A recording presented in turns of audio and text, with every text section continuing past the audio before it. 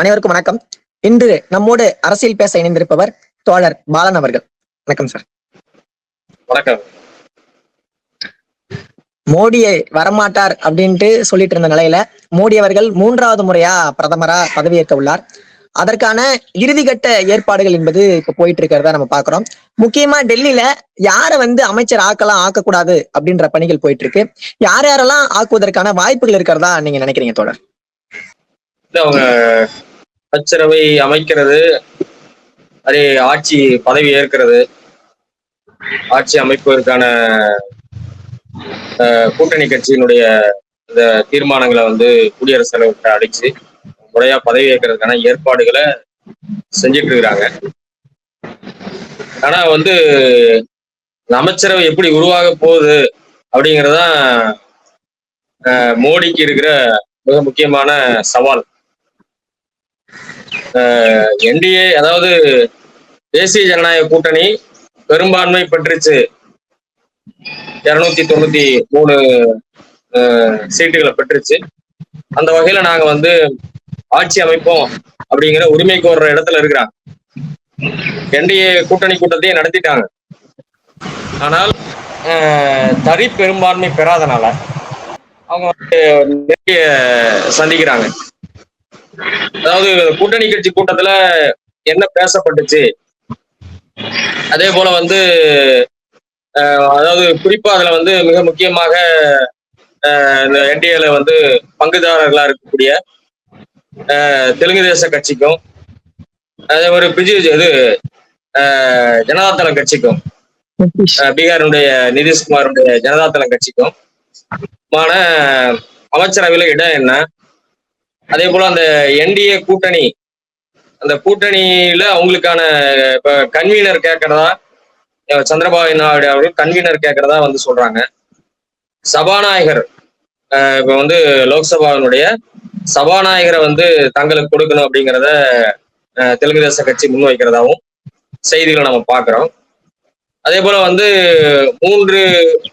4 எம்பிக்களுக்கு ஒரு அமைச்சர் என்கின்ற வகையில அவங்க ஒரு பிரதிநிதித்துவத்தை அமைச்சரவையில கேட்கறாங்க அப்படிங்கிறதையும் பாக்குறோம். இதெல்லாம் ஏற்கனவே என்டிஏ ஆட்சின்னு சொல்லிக்கிட்டாலும் கடந்த 2 முறை அது மோடி ஆட்சியா தான் இருந்துச்சு. அவங்க ஏன்னா பெரும்பான்மை வச்சிருந்தாங்க. அந்த வகையில அவங்க எல்லாத்தையும் தீர்மானிச்சாங்க. அமைச்சரவையினுடைய இடங்களை யார் அமைச்சரா இருக்கலாம் இல்ல, ஏன்னா பாரதிய ஜனதா கட்சியிலே இருந்த சீனியர்ஸ் எல்லாம் தூக்கி வெளியே எஞ்சிட்டுதான் மோடி ஷா அந்த கூட்டணிக்கு ஒத்து போகக்கூடிய ஒரு அமைச்சரவை, அது புதிய முகங்கள் தான் நிறைய கொண்டு வந்திருந்தாங்க.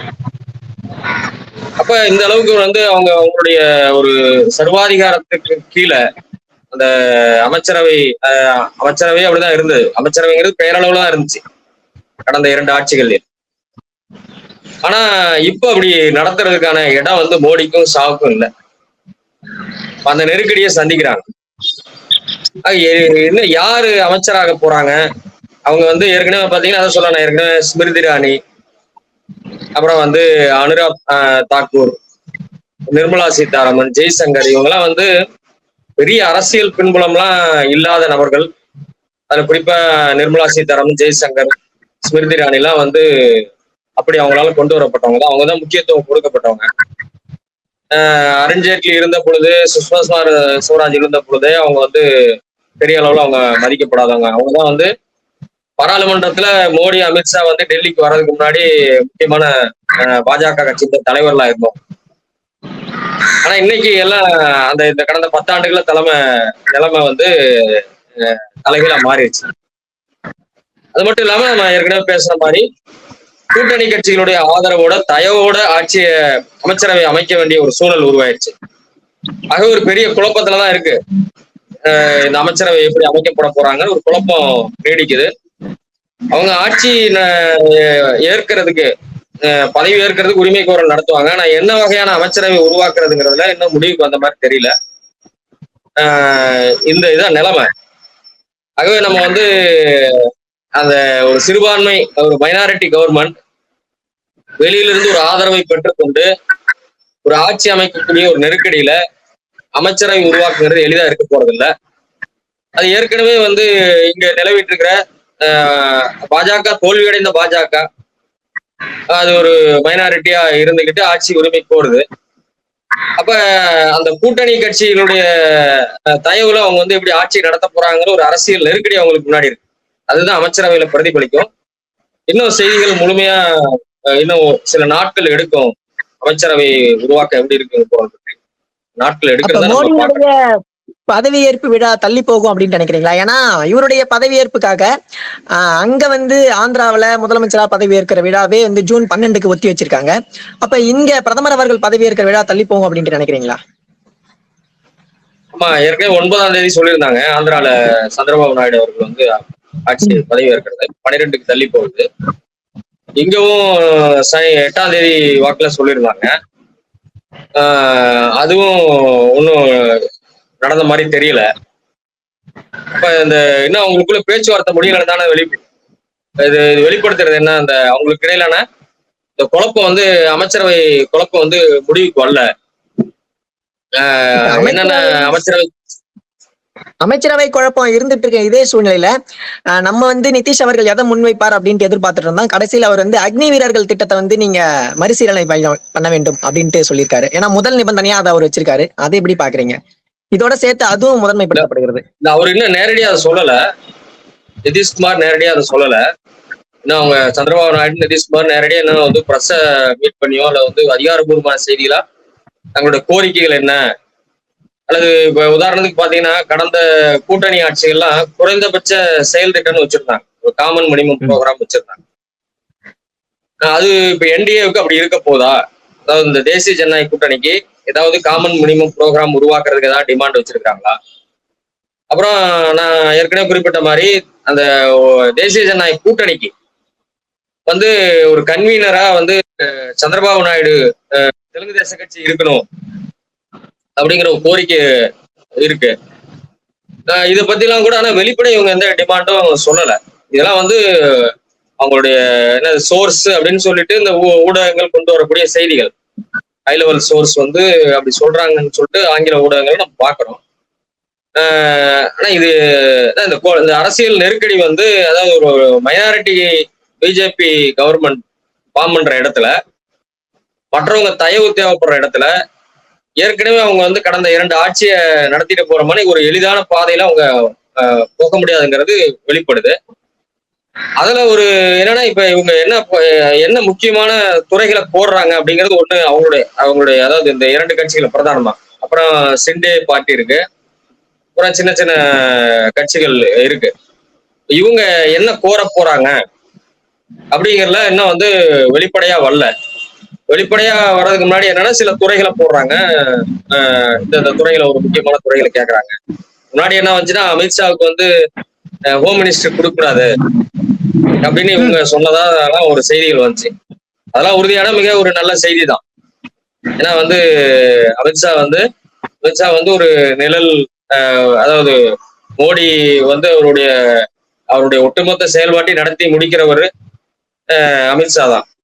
ஒரு இந்த கடந்த 10 ஆண்டு கால ஒரு சர்வாதிக ஆட்சியை நடத்துறதுல அதே போல ஒரு காஷ்மீர் விவகாரமா இருக்கட்டும், அல்லது வந்து நாடு தழுவிய பல்வேறு ஒடுக்குமுறை நடவடிக்கைகள், இதெல்லாம் எதிர்கொண்டதுல வந்து அமித்ஷாவுடைய ஒரு மிக மோசமான ஒரு சர்வாதிகார போக்குங்கிறது அதுவும் 2 பேர் கூட்டணி என்பது நாட்டுக்கு நல்லது இல்லை.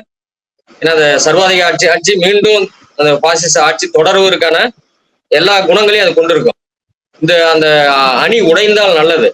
இந்த மோடி அமித்ஷா அணி உடைந்து அமைச்சரவையில அதுக்கான ஒரு இடம் மாற்றப்பட்டால் நல்லது. அதை இவங்க ஒரு கோரிக்கையா வைக்கிறாங்க அப்படிங்கிற மாதிரிலாம் கருத்துக்கள் வந்துச்சு. ஆனா அது கூட இன்னும் உறுதியாகல. அதே போல சபாநாயகர் கோருவதுங்கிறது ரொம்ப முக்கியமானதுதான்.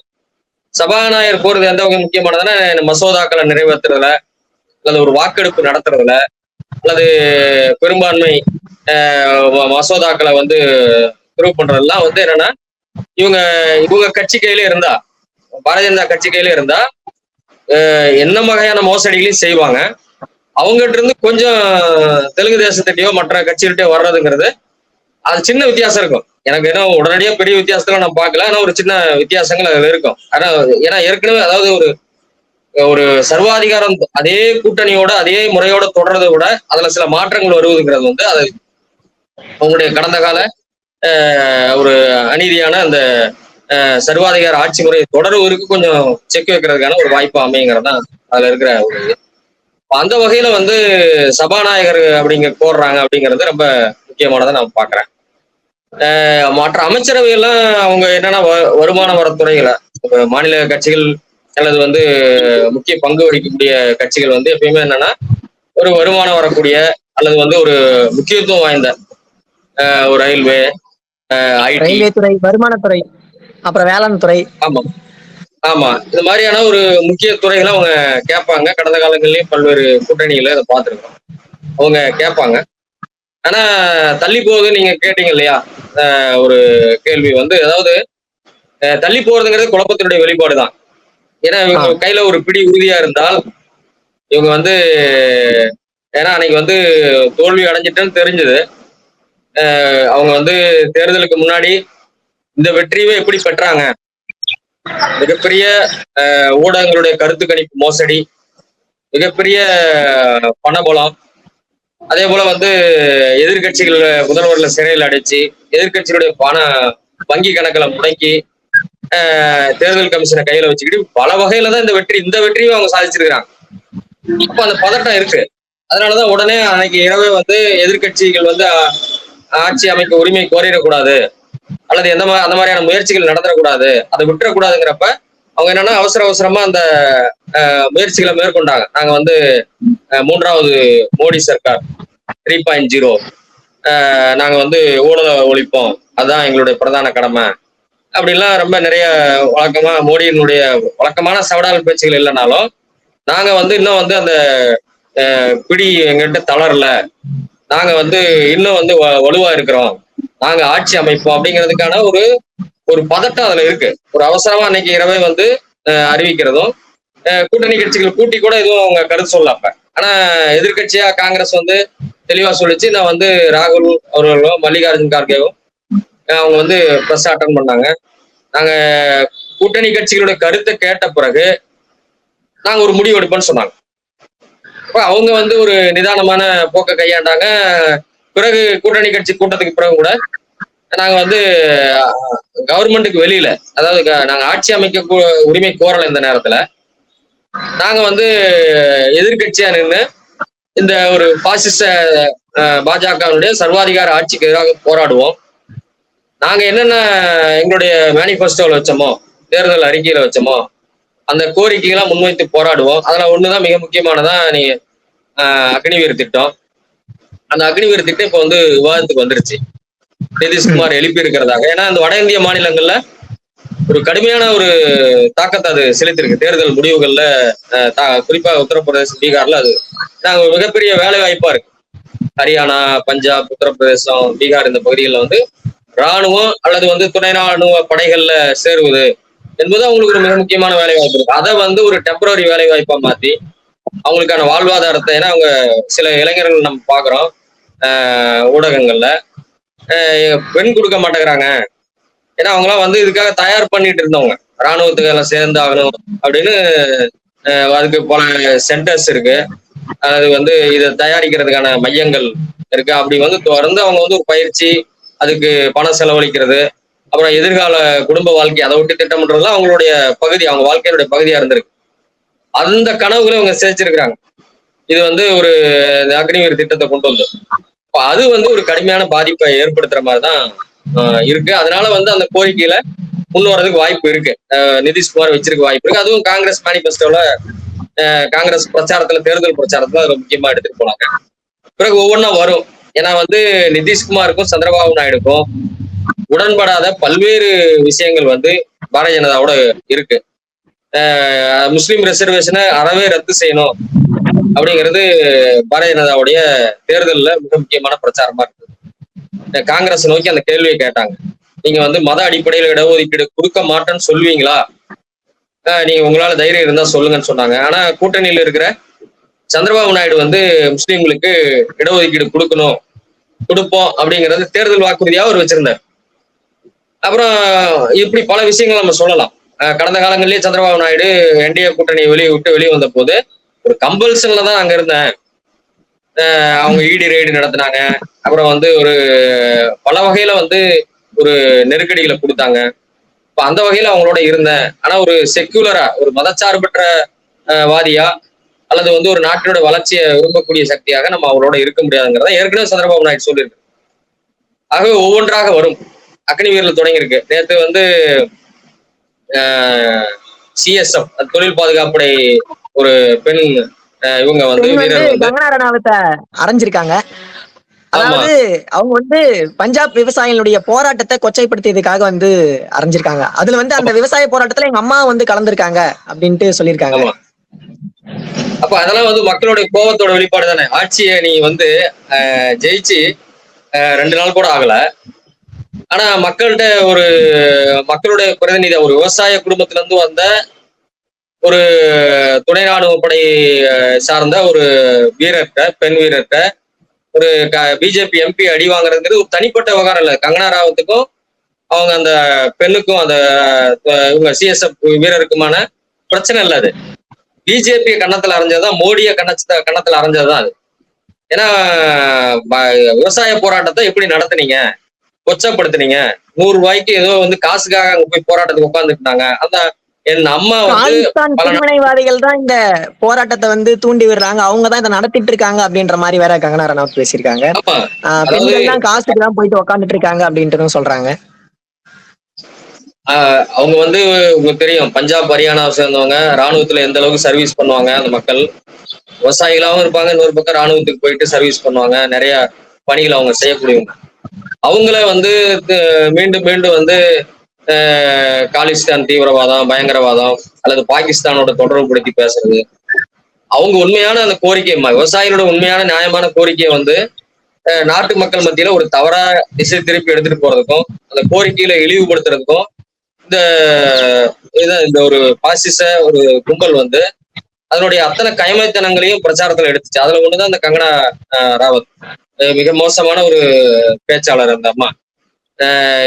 அப்ப அது வந்து இப்ப பிஜேபி ஆட்சி அமைக்கிறதுக்கு முன்னாடியே மக்கள்கிட்ட நீ வந்து உனக்கு அந்த மேண்டேட்டை நாங்க கொடுக்கல, ஹரியானாலயோ பஞ்சாப்லயோ யூபிலயோ நாங்க வந்து உனக்கு வாக்களிக்கல, நீ வந்து எங்களை பத்தி பேசுறதுக்கு எந்த தகுதியும் இல்லை, அதே மாதிரி நாங்க வந்து இனிமே பொறுத்துட்டு இருக்க மாட்டோம். இது ஏதோ வந்து அதே மாதிரி ஆட்சியை நோக்கி எப்படி கன்னத்துல அந்த பெண் அரைஞ்சாங்களோ அதே போல அந்த பெண் வந்து ஏதோ ஒரு தனிநபர் கிடையாது, பஞ்சாபோட ஒரு பிரதிநிதி, பஞ்சாப் சமூகத்தினுடைய ஒரு மனசாட்சி, அந்த உத்தரப்பிரதேச விவசாயிகளுடைய ஒரு பெரும் சமூகத்தினுடைய ஒரு மனசாட்சி குரல் தான் அது.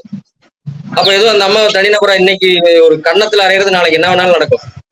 நாளைக்கு என்ன வேணாலும் இந்த ஆட்சிக்கு எதிரான மிகப்பெரிய மக்கள் போராட்டம் வெடிக்கலாம். இவர்கள் பாதுகாப்பாக இருக்க முடியாது. நான் இந்த ஒரு கன்னத்துல இருக்கிற ஒரு சாதாரணமான செயல். மோடி வந்து பஞ்சாபுக்கு போனப்ப அந்த விவசாயிகள் வந்து சுற்றி வளைச்சாங்க. ஒரு பாலத்தை கடக்க முடியல, 2 பக்கம் பாலத்தை சுத்தி வளைச்சிட்டாங்க விவசாயிகள். ஏன்னா எப்படி டெல்லிக்குள்ள விவசாயிகளை விடலையோ ஒரு துணை ராணுவ படையை வச்சு தாக்குனாங்க. கடுமையாக ரப்பர் குண்டுகளை வச்சு நிறைய பேருக்கான உயிரிழப்பை ஏற்படுத்தினாங்க. அப்போ அப்படி ஒரு கடுமையா ராணுவ துணைப்படைகளை வச்சுக்கிட்டு நடந்துகிட்டவங்களை வந்து நீ டெல்லியில தானே எங்களை முற்றுகையிட்டு தடுத்து வச்ச, நீ பஞ்சாபுக்குள்ள வந்து நீ எங்களை மீறி உள்ள வந்து வெளியே போயிட முடியாதுங்கிறதையும் இந்த விவசாயிகள் வந்து ஒரு வீரஞ்செறிந்த வகையில வெளிப்படுத்தினாங்க. அதே போல ஏற்கனவே விவசாயிகளை வந்து காரை விட்டு ஏத்தி கொண்ட ஒரு மத்திய அமைச்சருடைய மகனை வந்து இந்த முறை அந்த தேர்தலில் உத்தரப்பிரதேசத்துல தோற்கடிச்சிருக்கிறாங்க. ஆகவே எளிதாக இந்த ஆட்சி நடக்க போறது இல்லை. அவங்களுக்கு ஈஸியா வந்து ஒரு கேக் வாக்கு வந்து கிடையாது. இவங்க வந்து ஏதோ ஆட்சியை பிடிச்சிட்டோம், நாங்க வந்து 3.0 மோடி 3.0, நான் நேரு எப்படி 3 முறை ஆட்சி நடத்தினாரு அது போல நான் மோடி வந்து சாதனை படைச்சினேன் அப்படிங்கலாம் சும்மா வந்து ஒரு பம்மாத்து தான். அந்த சிஎஸ்எஃப் வீரர் கன்னத்துல அரைஞ்சதுதான் உண்மை. இந்த நாடு உங்களை மோடியும் அமித்ஷாவையும் பிஜேபி கன்னத்துல அரைஞ்சிருக்கு. அப்ப நீங்க வந்து என்ன பண்ணா உங்களுடைய கௌரவத்தை அல்லது வந்து ஒரு அரசியல்ல நீங்க ஒரு தொடர்ந்து நீடிக்கணும் இந்த தேர்தல் அரசியல்ல அப்படின்னா நீங்க வந்து ஆட்சி விட்டு இறங்கி மக்கள் தீர்ப்பு பணியறதா நல்லது. அதுதான் அந்த செயல்கள். அதே போல நேத்து வந்து ராகுல் காந்தி வந்து மிகப்பெரிய ஒரு அந்த ஸ்கேம், அந்த தேர்தல் அந்த எக்ஸிட் போல் வந்த அன்னைக்கு எந்த அளவுக்கு வந்து பங்கு மார்க்கெட் வந்து உயர்ந்தது, அதுல ஆயிரக்கணக்கான சிறு முதலீட்டாளர்கள், அதாவது நடுத்தர வர்க்கத்தை சார்ந்த 1000 2000 முதலீடு செய்யக்கூடிய லட்சக்கணக்கானவர்கள் முதலீடு செஞ்சு தேர்தல் முடிவு வந்த அன்னைக்கு அப்படியே பங்கு மார்க்கெட் சரியுது. அதுல கடுமையான இழப்புகளை வந்து இந்த சிறு முதலீட்டாளர்கள் நடுத்தர வர்க்கம் சந்திச்சிருக்கு. பல லட்சம் கோடி நஷ்டம் அடைஞ்சிருக்கிறதா சொல்றாங்க. ஏன்னா வந்து ஒவ்வொரு ஏற்றத்துக்கு பிறகு இறங்கக்கூடிய அந்த கிராஸ்ல வந்து சிறு முதலீட்டாளர் தான் கடுமையா பாதிக்கப்பட்டாங்க. நிறைய பேர் ஒவ்வொரு பங்கு சந்தை வீழ்ச்சி அடையும் போது கடுமையா பாதிக்கப்படுறாங்க. அதை வந்து மிகப்பெரிய ஸ்கேமு அப்படிங்கிறத ராகுல் காந்தி வந்து முத நாள், அதாவது ஆட்சி அவங்க கூட்டணி கட்சிகளோட கூட்டம் முடிஞ்ச அடுத்த நாள் இந்த ஆட்சிக்கு எதிரான தன்னுடைய விமர்சனத்தை, தன்னுடைய போராட்டத்தை அவர் தொடங்கிட்டார். ஆகவே வந்து பிஜேபி தரப்புல இருந்து என்ன சொல்றாங்க அப்படின்ட்டு பாத்தீங்கன்னா, இது வந்து முதலீட்டாளர்களை அச்சப்படுத்தும், நீங்க வந்து ஏன் வீணா வந்து முதலீட்டாளர்களை அச்சம் கொள்ற மாதிரி செய்றீங்க அப்படின்ட்டு இந்த பக்கம் இந்தியா கூட்டணி மேல மிகப்பெரிய ஒரு பழிய சுமத்துறாங்க. பங்குச்சந்தை உங்களால இப்ப சரிவடைய வாய்ப்பு இருக்கு அப்படின்ட்டு சொல்றாங்க. பியூஷ் கோயல் அந்த மினிஸ்டர் வந்து சொல்றாரு, ராகுல் காந்தி அவர்களை வந்து விமர்சிச்சு வந்து அவர் சொல்றாரு, நீங்க தானே இந்த மோசடிகளை செஞ்சிருக்கிறீங்க, அந்த மோசடியை ஒரு மோசடின்னு சொல்றாரு, அதை திசை திருப்ப முயற்சி பண்றீங்க. பங்கு சந்தை வரலாறு காணாத வகையில உயர்ந்ததும், அதாவது எக்ஸிட் போல் வந்த அன்னைக்கு, தேர்தல் முடிவு அந்த அன்னைக்கு வீழ்ந்து போனதும் ஒரு செயற்கையான உயர்வு. அதை வந்து விவர ரீதியா தான் அவர் சொல்லியிருக்கிறாரு. மே 19 இதே மோடியும் அமித்ஷாவும் ஜூன் 4க்கு முன்னாடி வந்து பங்கு சந்தை உயரும் அப்படின்னு வந்து ஒரு பங்கு மார்க்கெட் புரோக்கர் மாதிரி அவங்க பேசினவங்க. அது மாதிரி நடந்துச்சு. அதே போல எக்ஸிட் போல அதுக்கு ஏற்றால் போல கொண்டு வந்தாங்க. ஆனா உண்மை அது இல்ல, மக்கள் உங்களுக்கு வாக்களிக்கல அப்படின்னு ஒண்ணு பங்கு சந்தை வீழ்ச்சி அடையுது. அப்ப இந்த பங்கு சந்தை குமிழி அத வந்து ஊகப்படுத்தி அந்த வாணிபத்தை வந்து உயர்த்துறது வீழ்த்துறதுங்கிற, ஏற்கனவே அந்த பங்கு மார்க்கெட் பெரும் வணிகத்துக்கு சாதகமா இருக்கிற அந்த புரோக்கர்கள் செய்யறது அன்றாட தொழில் தானே அது அவங்களுக்கு. இதுல பல லட்சக்கணக்கான நடுத்தரவர்கள் அப்ப நிறைய முறை வந்து அவங்களுடைய சேமிப்பு இழந்துதானே இருக்கிறாங்க இந்த பங்கு மார்க்கெட்டுக்குள்ள போய். அப்ப இப்ப சாதாரணமா ஏறி இறங்கினாவே அது பெரிய அளவுல இழந்திருப்பாங்களே, அதுதானே உண்மையில நடந்திருக்கு. அப்ப அந்த இந்தியா கூட்டணி இது என்டிஏ கூட்டணி சார்பா அல்லது மோடி சார்பாக பேசக்கூடிய இந்த நபர்கள் அவர்கள் செய்த அநீதியை ஏய்ப்பதற்காக மீண்டும் மீண்டும் பேசுறாங்க, மீண்டும் மீண்டும் போய் பேசுறாங்க. ஆனா அது மக்கள்கிட்ட இனிமேலும் எடுபட போறதில்ல. இன்னொரு பக்கம் இந்த கோடி மீடியா அப்படின்னு சொல்லக்கூடிய அந்த வட இந்திய ஊடகங்கள் இன்னும் அந்த மோடி அமித்ஷா அதனுடைய அந்த சர்வாதிகார அந்த மோசடிகளை வந்து அவங்க வந்து ஆதரிச்சு நின்றுட்டு தான் இருக்கிறாங்க. அப்ப இந்த செய்திகளை போட்டுட்டு தான் இருக்கிறாங்க. இன்னும் அவங்களுக்கு ஆதரவான செய்திகளை உருவாக்கிட்டு இருக்காங்க தினசரி. இப்ப இந்த ஊடக பலத்தையும் சேர்ந்து கொண்டு தங்களுடைய மோசடிகளை நியாயப்படுத்த முயற்சி பண்றாங்க. ஆனால் தொடர்ந்து நீடிக்க போறதில்லை. அதனுடைய ஒரு குறியீடு தான் இந்த அவங்க வந்து சண்டிகர் விமான நிலையத்துல கங்கனா ராவத் வாங்கின அறை அந்த பெண் வாங்கின அறை கிடையாது. அந்த ஒட்டுமொத்த பாரதிய ஜனதா கட்சிக்கும் விழுந்த அடிதான் அது. அது வந்து மோடி அமித்ஷாவுக்கு விழுந்த அடிதான். இந்த நாட்டு மக்கள் திருப்பி அடிப்பாங்க. இனி வந்து தேர்தல் வரட்டுன்னு வேடிக்கை பார்க்க போறதில்ல. இனி இவங்க திரும்ப தங்களுடைய மிக மோசமான இந்த கொள்கைகளை அமுல்படுத்த தொடங்கினால் அது தங்கள்கிட்ட இருக்கிற கூட்டணி கட்சி தொடங்கி இந்தியா கூட்டணியிலிருந்து கீழே மக்கள் இயக்கங்கள் வரை மிகப்பெரிய எதிர்ப்பை நிச்சயமா கட்டமைப்பாங்க. அவங்க ஒருவேளை மார்ச் வர 9ஆம் ஆட்சி ஏற்பு அன்னைக்கு கூட மிகப்பெரிய மக்கள் போராட்டம் பல முனைகள்ல நடக்க வாய்ப்பு இருக்கு. இந்த ஆட்சி வந்து உங்களுக்கு கிடையாது, மக்களுடைய தீர்ப்புக்கு மதிப்பளிங்க, உங்க மக்களுடைய தீர்ப்பை திருடாதீங்க, ஆட்சியை விட்டு விலகுங்க, மோடி ஸ்டெப் டவுன் அப்படிங்கிற மாதிரி முழக்கத்தோட நிச்சயமாக போராட்டங்கள் வெடிக்க வாய்ப்பு இருக்கு. இது அவங்க நிச்சயமா சந்திப்பாங்க. ஏன்னா நிதிஷ்குமார் வீட்டுக்கு முன்னாடி நேத்தே கூட ஆயிரக்கணக்கான மக்கள் வந்து கூடி வந்து ஒரு முழக்கமிட்டு இருக்கிறாங்க. நீங்க எப்பயுமே உங்களுக்கு தேவையானப்பெல்லாம் பல்ட்டி அடிப்பீங்க, அந்த கூட்டணிக்கு போவீங்க, இந்த கூட்டணிக்கு மாறுவீங்க, இந்த முறை ஒரு முறை மக்களுக்காக பல்ட்டி அடிங்க, அந்த தேசிய ஜனதா கூட்டணியை விட்டு மோடியை விட்டுட்டு இந்தியா கூட்டணியை ஆதரிங்க அப்படின்னு சொல்லிட்டு நிதிஷ்குமார் வீட்டுக்கு முன்னாடி பெருந்திரளான கூட்டம் கூடி முழக்கமிட்டிருக்கிறாங்க. ஆகவே இதெல்லாம் வந்து ஒரு அரசியல்ல வெளிப்படக்கூடிய மாற்றங்கள். நாம் ஒரு கொஞ்சம் பொறுத்திருந்து பார்ப்போம். இன்னும் ஒரு சில தினங்கள்லாம் இந்த மாற்றங்கள் வந்து விரைவாக நடக்கிறதுக்கு வாய்ப்பு இருக்குன்னு நான் நினைக்கிறேன். ரொம்ப விரிவான ஒரு அரசியல் பார்வையை வழங்கியதற்கு நன்றி சார். நன்றி. மீண்டும் ஒரு பதிவில் உங்களுடன் சந்திக்கிறேன். நன்றி, வணக்கம்.